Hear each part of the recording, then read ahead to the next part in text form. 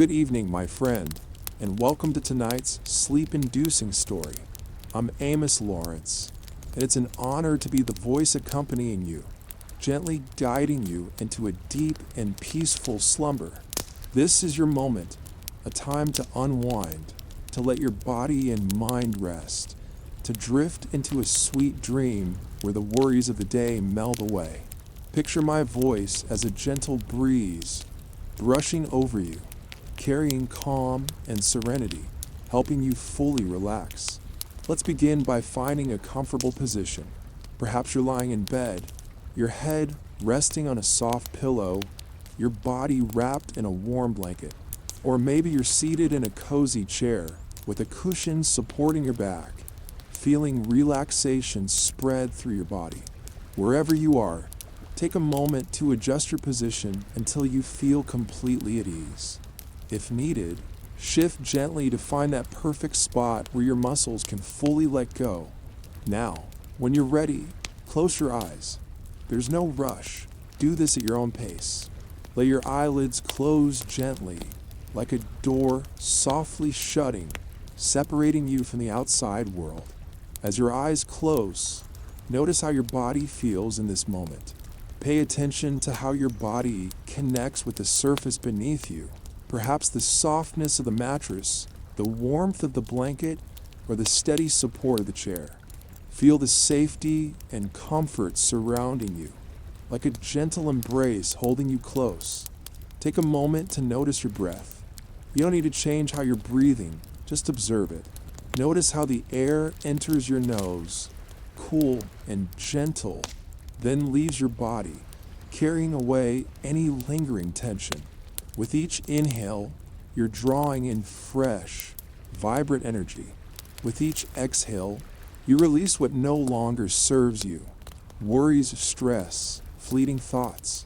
Let your breath become a natural rhythm, like waves lapping at the shore, steady and soothing. Imagine yourself lying on a bed cradled by soft, fluffy clouds. These clouds support you, giving you a sense of weightlessness, as if you're floating in the air, free from any burdens on your shoulders. Everything around you begins to fade, as if the world is dissolving into a soft mist, leaving you in a quiet, safe space. Here, there's nothing to worry about, nothing you need to do. You simply exist, being yourself, and allow yourself to relax completely. Since ancient times, when wishes still held mystical power, in a splendid kingdom nestled among lush green hills, there ruled a majestic king. He had 3 daughters, each possessing her own unique beauty, but the youngest, Illyria, was radiant with a beauty so dazzling that even nature stood in awe. Whenever the sunlight touched her face, it seemed to pause, gazing in silent admiration, as if it had never beheld such splendor. Her hair shimmered like spun gold, her eyes were as clear as autumn lakes, and her smile could melt even the coldest of hearts. Yet, behind that beauty lay a restless heart, always yearning for something beyond the opulent walls of the palace. Beside the grand palace, where marble walls gleamed with a silvery sheen, stood an ancient, shadowy forest, dense and mysterious. The towering trees intertwined their branches, blocking out the light, making the forest appear as a realm apart, where sunlight dared only to slip through the gaps in the leaves. Deep within the forest, beneath the shade of a colossal, ancient willow, its trunk covered in green moss and etched with the cracks of time, there was an old well. Its water was crystal clear, unfathomably deep, yet always emitted a strange, shimmering light, as if it held an unspoken secret. The villagers whispered that the well was once home to ancient spirits, but no one dared to verify the tales. Only Illyria, with her curious and fearless heart, ventured into the forest to seek out this well. On a sweltering summer afternoon, when the sun hung high like a blazing furnace in the sky, Illyria, dressed in a flowing white silk gown, quietly left the palace. She carried with her a golden ball, her most cherished possession. The small, gleaming orb was intricately crafted, as if it contained a fragment of the sun's own light. It was not merely a toy, but a treasure she always kept close, like a silent companion. Illyria often came to the well, sitting on a cool stone slab, tossing the ball into the air and catching it, sometimes letting it roll gently in her palm. Those moments allowed her to escape the stifling confines of the palace, where every step she took was watched. But that day, the air in the forest felt heavier than usual. The breezes carried strange whispers, like the murmurs of unseen shadows. Though Illyria sensed the unease, she continued her game. She tossed the ball higher, with more force, as if challenging the forest stillness. But then, in a fleeting moment of carelessness, the ball did not return to her hands as it always had. It slipped past her fingers, struck the stone by the well, and rolled straight into its dark, gaping mouth. A cold, decisive splash echoed, as if the well had swallowed her only source of joy. Illyria froze, her eyes wide as she stared into the inky water. She knelt, peering into the well, but saw only endless darkness. The well was so deep it seemed bottomless, and the golden ball shimmer had vanished completely. Panic surged in her chest. The ball was not just a toy. It was a keepsake from her late mother, the only link to her warm childhood memories. She buried her face in her hands and wept. Her sobs echoed through the forest, mingling with the wind, a desperate cry for help. As Illyria drowned in her grief, a strange sound rose from the water. It was not the wind or the rustling leaves, but a low, chilling voice, as if it came from the earth itself. "Princess," the voice called, "why do you weep so heart-wrenchingly? Have you lost something precious?"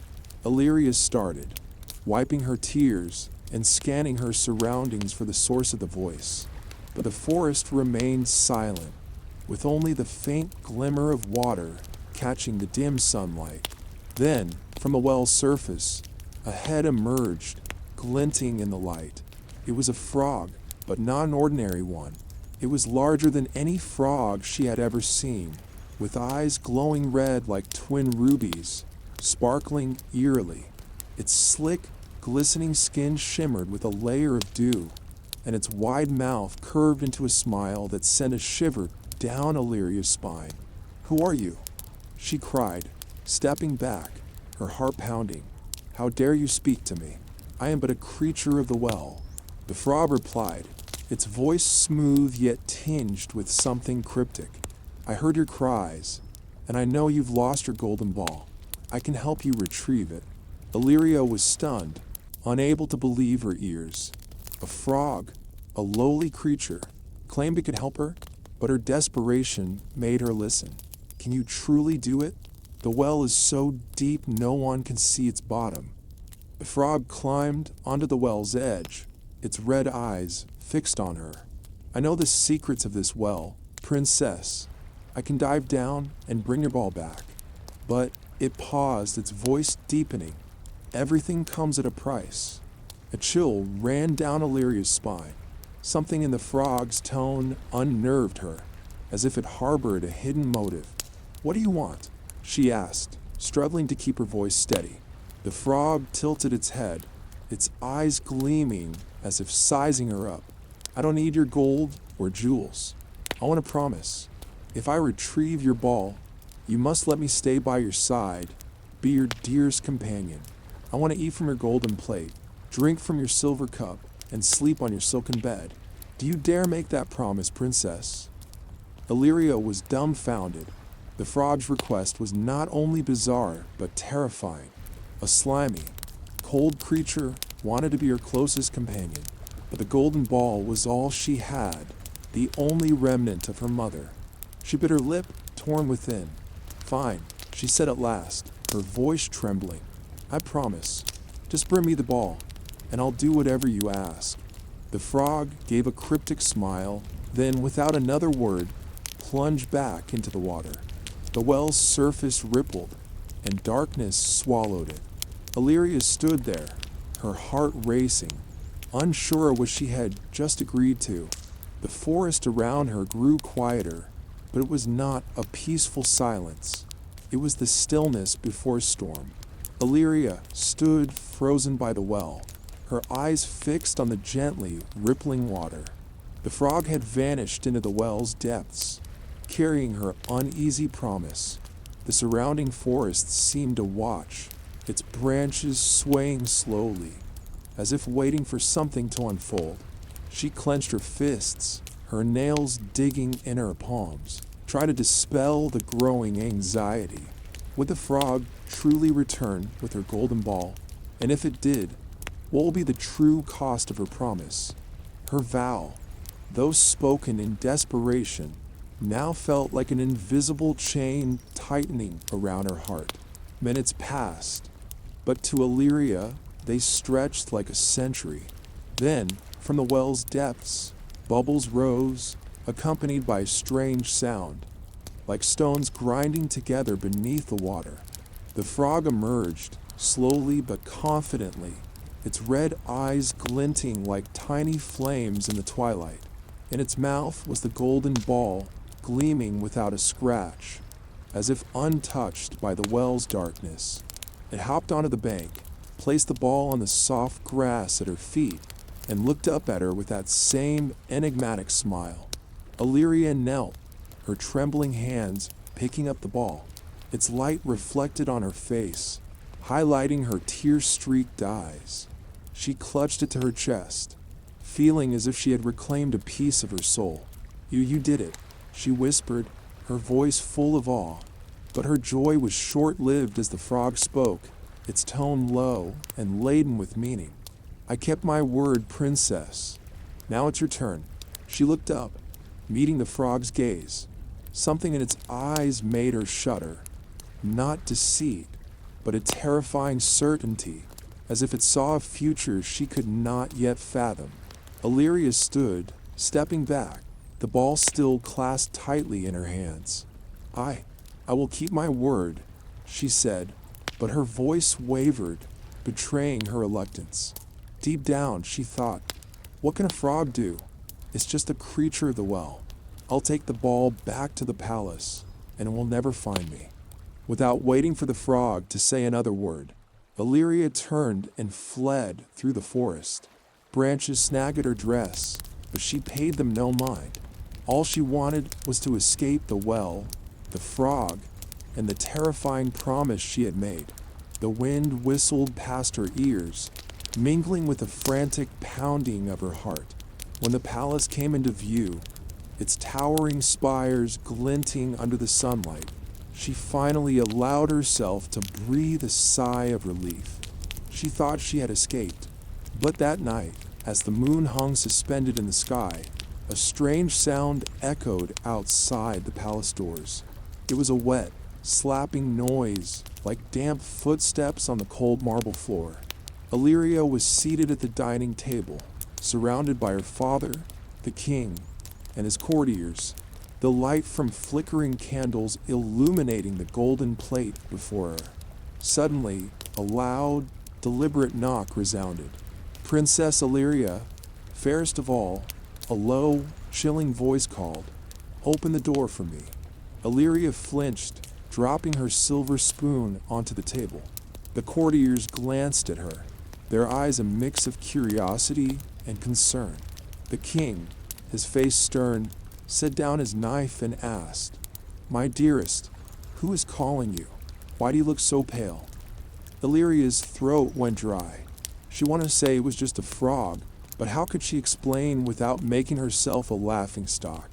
She rose, her legs trembling, and approached the heavy door. When she opened it, she nearly screamed. There sat the frog on the marble steps, its red eyes glaring up at her. It seemed larger than she remembered, or perhaps the darkness made it more menacing. "You made a promise, princess," it said, its voice steady but heavy with insistence. I brought you your golden ball. Now you must let me in, sit beside you, eat with you, and be your dearest companion. Illyria slammed the door shut, her heart racing. She returned to the table, trying to maintain her composure, but the king noticed her distress. "What are you hiding, Illyria?" he asked, his tone firm. Unable to conceal it any longer, she recounted everything with a trembling voice. The golden ball falling into the well, the frog, and the promise she had been forced to make. She ended with a near-pleading tone. "But father, it's just a frog. How can I let it sit beside me, eat from my plate?" The king was silent for a moment, his gaze deep and contemplative. Then he spoke, his voice low but resolute. "A promise is a promise, Illyria. No matter who it is made to, you must not break your word. Open the door and let it in." Illyria wanted to protest, but the king's stern look brooked no argument. Reluctantly, she returned to the door and opened it. The frog hopped inside, its wet steps echoing on the marble. The courtiers whispered, some stifling laughter, but Illyria felt only a strange, creeping fear. The frog hopped to her chair and, before she could react, climbed up to sit beside her. "Push your golden plate closer to me," it said, its voice calm but commanding. She complied, every movement reluctant, as the frog began to eat. Using its slimy feet to grasp the food, Illyria's stomach churned. The courtiers averted their eyes, unwilling to watch the bizarre scene, but the king kept his gaze fixed on her, as if reminding her of her duty. The meal dragged on like a nightmare. When the frog was sated, it looked up and said, "I am tired now, princess. Take me to your chamber, prepare your silken bed, and let us rest together." Illyria burst into tears, her cheeks wet with dread. The thought of letting such a cold, slimy creature sleep in her bed filled her with horror. She turned to her father, pleading, "Father, I cannot do this." But the king only shook his head. "Those who help you in times of need must not be scorned," he said with authority. "Do as it demands." Illyria had no choice. With trembling fingers, she lifted the frog by 2 fingers, careful not to touch its slick skin. She carried it to her chamber and set it in a corner, hoping it would be satisfied. But as she climbed into bed, the frog hopped after her, its voice firm. "I want to sleep in your bed, princess. Lift me up, or I will tell your father." Anger flared within Illyria. She could bear no longer. With all her strength, she seized the frog and hurled it against the wall. "Stay there and take what you want," she shouted. But as the frog struck the wall, a blinding flash of light erupted, forcing her to shield her eyes. When the light faded, in place of the frog stood a young man, tall, with deep, soulful eyes and jet black hair. He smiled, his voice warm but tinged with sorrow. "Thank you, princess. You have broken the curse." Illyria stood frozen, unable to believe her eyes. The young man explained that he was a prince from a neighboring kingdom, cursed by a wicked sorceress to live as a frog. Only a heartfelt promise and her decisive action could free him. Their story had only just begun, but the forest, the well, and its secrets had changed their fates forever. Illyria stood stunned in her small chamber, the flickering candlelight illuminating the young man who had emerged from the blinding light. He was no longer a slimy frog, but a prince, tall and striking, with jet black hair gleaming like the night and eyes as deep as stars.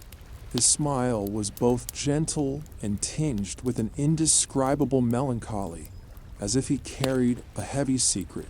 Illyria still clutched her golden ball, her heart pounding, unsure whether to feel fear or awe at this miraculous transformation. "Oh, who are you?" she stammered, stepping back, her eyes wary. The young man took a step forward, but kept a respectful distance to avoid alarming her. "I am Aldrich, Prince of the Kingdom of Valoria, he said, his voice warm yet resolute.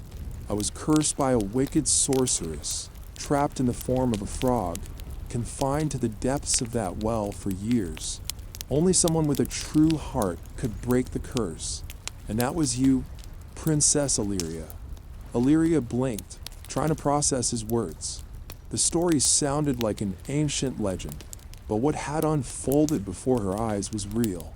She glanced at the golden ball in her hands, then back at Aldrich. "Why me?" she asked, her voice still trembling. "I didn't intend to keep my promise. I threw you against the wall." Aldrich smiled, a smile both wistful and forgiving. "The curse didn't require perfection, Princess.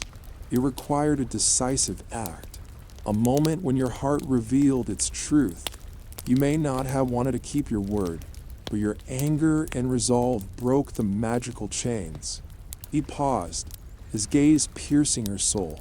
"I know you were afraid, but trust me. I mean you no harm." Illyria didn't know how to respond. She was still reeling, her mind a whirlwind of fear, curiosity, and a faint sense of admiration. She turned away, walking to the window and gazing out at the dark forest beyond. The moonlight cast a silvery glow on the trees, but the forest now seemed to hold a different kind of mystery, as if it concealed more secrets than she had ever imagined. Aldrich continued, his voice gentle but firm. "I owe you my life, Princess, but I know this is not what you expected. If you allow me, I would like to tell you the full story, and then you may decide our fate." Illyria turned back, her eyes still wary but her curiosity prevailing. She nodded, sitting on the velvet cushioned chair beside her bed, gesturing for Aldrich to continue. He sat on the floor, keeping a respectful distance, and began his tale. Years ago, Valoria was a thriving kingdom, only a few days' journey from Illyria's realm. Aldrich was the crown prince, destined to inherit the throne, but a sorceress named Morgoth, obsessed with power and consumed by hatred for Valoria's royal family, cursed him during a blood-red moon. She wanted to seize Valoria. Aldrich said, his voice lowering, "She turned me into a frog and imprisoned me in the ancient well where her magic was strongest. Only someone from outside Valoria, with a heart strong enough to face fear, could break the curse." Illyria listened, her heart softening. Aldrich's story was steeped in sorrow, yet it stirred a sense of empathy within her. She knew what it felt like to be trapped, not in a well, but within the walls of this palace, bound by rules and expectations. "So now you're free," she said, her voice gentler. "What will you do?" Aldrich looked at her, a spark of hope gleaming in his eyes. "I want to return to Valoria and reclaim my kingdom, but I cannot do it alone. Morgoth is still there, and her power is not easily defeated. I need your help, Princess, not because of your promise, but because I believe you have a heart stronger than you realize." Illyria frowned. "Me? Help you fight a sorceress? I'm just a princess, not a warrior or a mage." She let out a dry, skeptical laugh. Aldrich stood, stepping closer but maintaining a respectful distance. "You broke a curse that no one else could. That's not something an ordinary person could do. I'm not asking you to fight, but to come with me. There's something about you, a strength that even Morgoth couldn't foresee." His words left Illyria unsettled. She had never considered herself strong. She had always felt trapped within the palace walls, living in the shadow of her father and sisters. But Aldrich's earnest gaze and the sincerity in his voice made her wonder if she could be more than she had believed.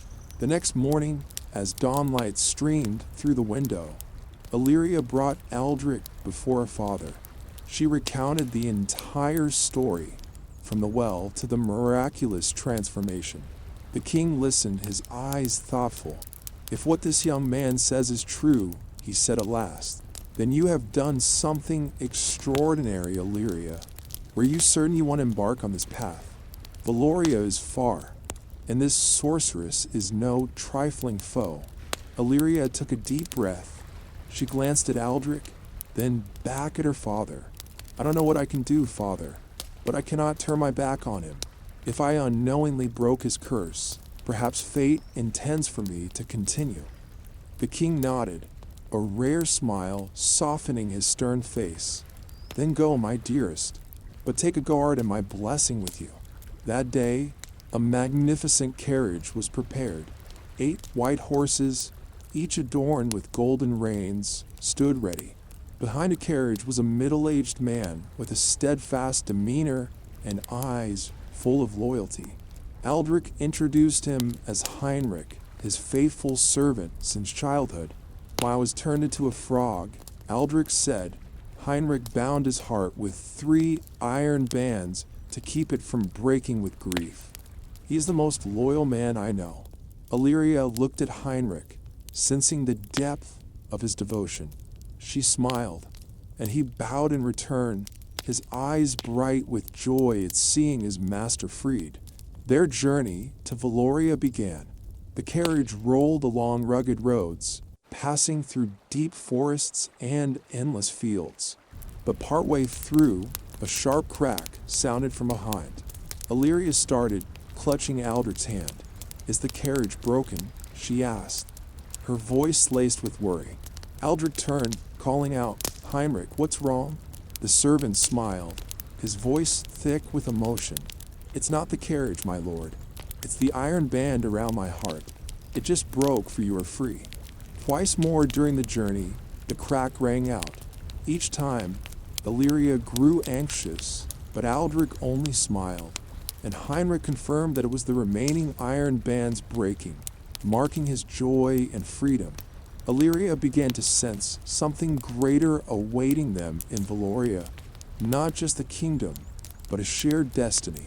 Their journey had only begun, but the forest, the well, and the curse had bound them with an unbreakable thread of fate. Ahead lay Valoria, where Morgoth awaited, and Illyria knew this journey would change her forever. The splendid carriage rolled over rugged roads, the steady clop of hooves blending with a whistle of wind through endless fields. Illyria sat beside Aldrich, her gaze drifting to the misty landscape ahead. Green hills gave way to jagged, gray mountains, where Valoria, Aldrich's kingdom, awaited. She clutched the golden ball, its cool surface a reminder of the strange journey that had brought her here. Aldrich sat beside her, his face pensive, his eyes fixed on the road ahead. Heinrich, the loyal servant, stood at the rear of the carriage, his gaze alight with hope tempered by unease. The final crack from Heinrich's heart had sounded miles back, marking his complete release from the pain of his master's curse. But Illyria sensed their journey was far from over. Morgoth, the sorceress who had turned Aldrich into a frog, still waited in Valoria. And though Aldrich was freed from his amphibian form, Illyria couldn't shake the feeling that the sorceress still wielded a terrifying power. We're almost there, Aldrich said, breaking the silence. His voice was steady but firm. Valoria lies just beyond these mountains. But I must warn you, Illyria, Morgoth is not to be underestimated. She may sense my presence, and she won't let us reclaim the kingdom easily. Illyria turned to him, her heart beating faster. You think she knows we're coming? She asked, striving to keep her voice calm despite the growing unease within her. Aldrich nodded, his eyes darkening. Morgoth is more than a sorceress. She has invisible eyes throughout the kingdom, spirits bound by her magic. I fear she already knows I've been freed, but with you by my side, I believe we have a chance. His words brought Illyria both comfort and pressure. She was no warrior or mage, yet Aldrich's trusting gaze and the sincerity in his voice made it impossible for her to turn back. I'll go with you, she said, her voice steadier than she expected. But if Morgoth is as powerful as you say, we need a plan. Aldrich smiled, a look of gratitude in his eyes. I've thought of that. Morgoth is strongest within Valoria's castle, where she keeps the dark gem, the source of her power. If we could destroy it, she'll lose much of her magic. But to reach it, we must navigate her traps. As the carriage crossed the mountain range, Valoria came into view. The kingdom's castle loomed atop a hill, but it was no longer the radiant place Aldrich had described. Its gray stone walls were draped in thick, black vines, as if darkness itself were crawling over them. The sky above the castle was shrouded in dense, dark clouds, despite the daylight surrounding them. A chill ran down Illyria's spine. "This is your home," she whispered. "It once was," Aldrich replied, his voice heavy. "Now it's Morgotha's fortress." The carriage halted at the edge of the forest surrounding the castle. Aldrich decided they would approach on foot to avoid detection. Heinrich, sword at his side, led the way, his eyes sharp like a warrior ready for any danger. Illyria, unaccustomed to such treks, followed, clutching the golden ball tightly. The forest around Valoria's castle was unlike the one near Illyria's palace. The trees here were gnarled, their withered branches drained of life. The wind howled with eerie whispers, and Illyria occasionally felt as though someone were watching them. "Careful," Aldrich whispered, holding her back as a branch snapped and nearly struck her head. "Morgoth knows we're here." They pressed on, silent and cautious, until they reached a massive iron gate leading into the castle. The gate was adorned with strange symbols, glowing faintly with an eerie green light. Aldrich paused, placing his hand on the gate, but recoiled as if burned. "Magic," he muttered. "The gate is protected by a curse. Only someone not of Valerian blood can open it." Illyria looked at Aldrich, then at the gate. She understood what that meant. "I'll do it," she said, her voice trembling. She stepped forward, placing her hand on the cold iron. A strange energy surged through her, as if the gate were testing her resolve. Then, with a loud creak, the gate slowly swung open, revealing a dark corridor leading into the heart of the castle. Inside, the air was heavy and oppressive, as if darkness had seeped into every stone. Torches on the walls burned weakly, their light barely piercing the gloom. Aldrich led the way, sword drawn, while Heinrich guarded Illyria from behind. They navigated twisting corridors, dodging magical traps, invisible blades, moving shadows, and whispers trying to lure them astray. At last, they reached a vast chamber where Morgoth awaited. The sorceress stood on a stone platform, clad in a long black cloak, her eyes glinting like malevolent emeralds.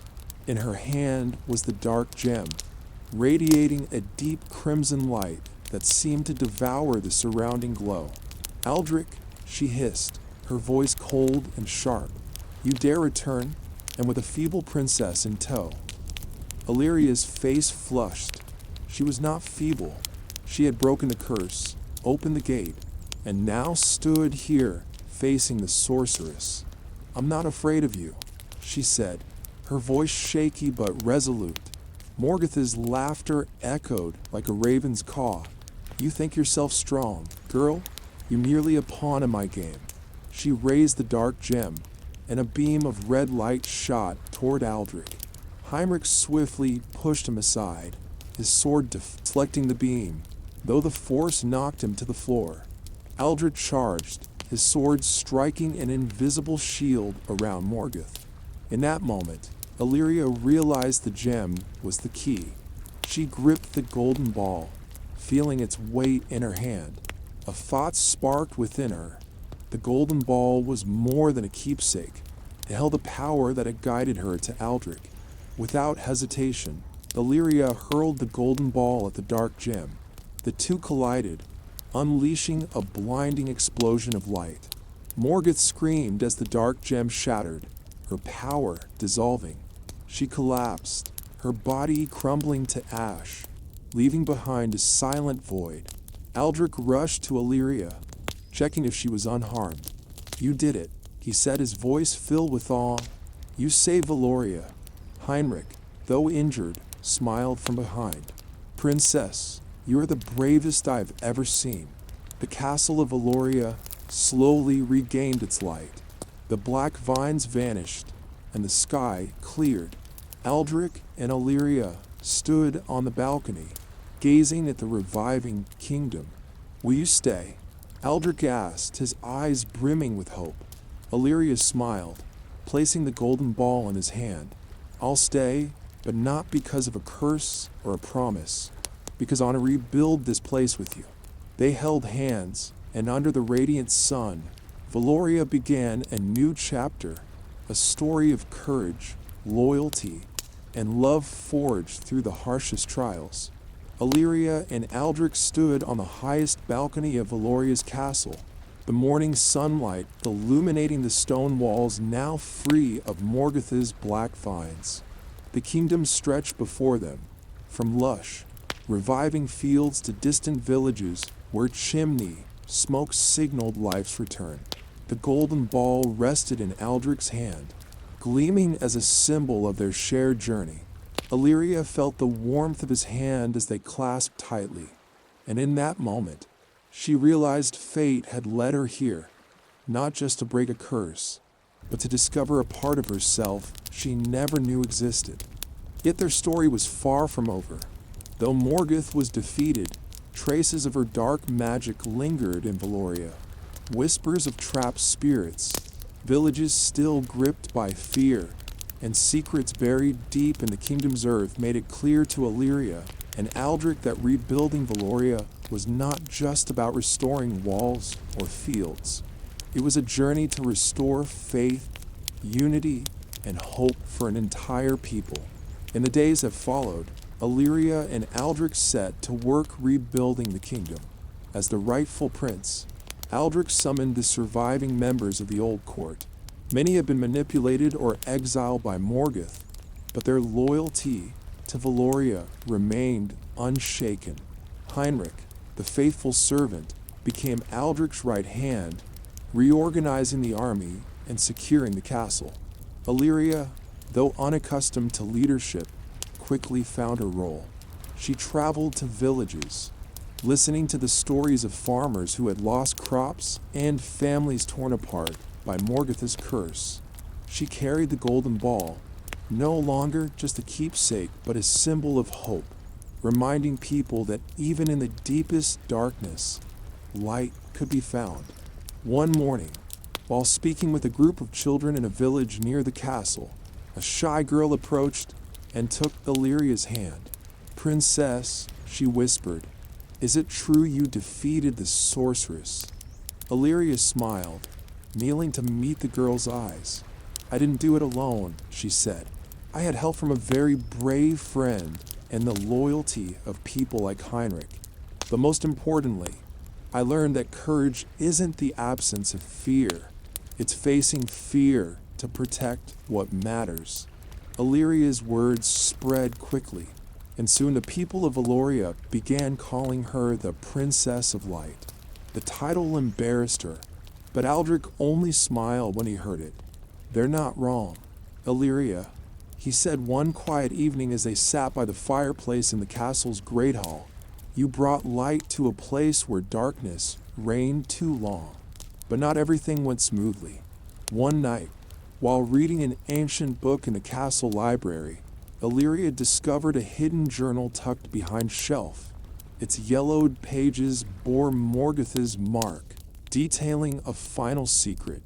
Though the dark gem had shattered, a small fragment remained hidden deep beneath Valoria, in a place called the Abyss of Eternity. This fragment, though weaker, could still revive Morgoth's power if it fell into the wrong hands. Illyria immediately brought the journal to Aldrich. His face grew grave as he read. "If this fragment remains, Valoria will never be truly safe," he said. "We must find and destroy it before someone else does." The journey to the Abyss of Eternity was an entirely new challenge. The abyss lay at the kingdom's edge, a treacherous landscape of sheer cliffs and biting winds. Illyria, Aldrich, and Heinrich led a small group of Valoria's finest warriors, but even they couldn't fully prepare for what awaited. As they ventured deeper into the abyss, an oppressive weight enveloped them, as if the air itself sought to crush them. Shadowy figures, remnants of Morgoth's magic, flitted through the darkness, whispering threats. At the abyss's heart, they found a cave hidden behind a pitch-black waterfall. Inside, the fragment of the dark gem hovered above a stone pedestal, glowing with a faint red light. But as Aldrich approached, a figure emerged. Not Morgoth, but a spirit she had created, bearing the form of Aldrich as a frog. "You think you've won?" It roared, its voice like thunder. Morgoth foresaw this day. Only the blood of the one who broke the curse can destroy this fragment. Illyria's heart tightened. She understood what that meant. She was the one who had broken Aldrich's curse, and now she faced the final price. Aldrich gripped her hand, his eyes filled with anguish. "Illyria, I can't let you do this," he said, his voice hoarse. "We'll find another way." But Illyria shook her head. She had come too far to stop now. She remembered the days by the well, when she thought herself a weak princess trapped in a gilded cage. But she was no longer that girl. "This is my fate, Aldrich," she said, her voice steady. "I'm not doing this just for you or Valoria, but for myself." She stepped toward the pedestal and seized the dark gem fragment. A searing pain surged through her, as if Morgoth's power were trying to invade her mind. The spirit before her screamed, tempting her with promises of power and immortality. But Illyria stood firm. She raised the golden ball, its light clashing with the fragment's darkness. With a cry, she smashed the golden ball into the fragment. A blinding explosion of light engulfed the cave, and when it faded, the fragment and Morgoth's spirit were gone. Illyria collapsed, exhausted, but Aldrich caught her. "You did it," he whispered, holding her close. Heinrich and the warriors stood in awe, their eyes filled with respect. When they returned to the castle, Valoria truly began to thrive. The fields grew lusher than ever, and the people rebuilt their lives. Illyria and Aldrich chose to rule Valoria together, not just as king and queen, but as companions who had faced darkness side by side. The golden ball was placed in a special chamber in the castle, a reminder of their journey. Heinrich, now free of all burdens, became their trusted advisor. He often told the tale of the Princess of Light to the kingdom's children, inspiring a new generation with stories of courage and sacrifice. Illyria, no longer the timid princess of old, found joy in leading Valoria alongside Aldrich. She learned to use her wisdom and compassion to bring prosperity to the kingdom. And Aldrich, once trapped as a frog, found new purpose with Illyria by his side. One afternoon, as they stood on the balcony overlooking the sunlit kingdom, Aldrich took Illyria's hand and said, "You didn't just save me. You saved Valoria. I'll spend my life thanking you." Illyria smiled, resting her head on his shoulder. "We saved each other," she replied. "And now we'll build a future together, under the golden sunset." Valoria shone like a precious gem, and the story of Illyria, Aldrich, and the golden ball became a legend, passed down through generations as a testament to the power of courage, love, and belief in oneself.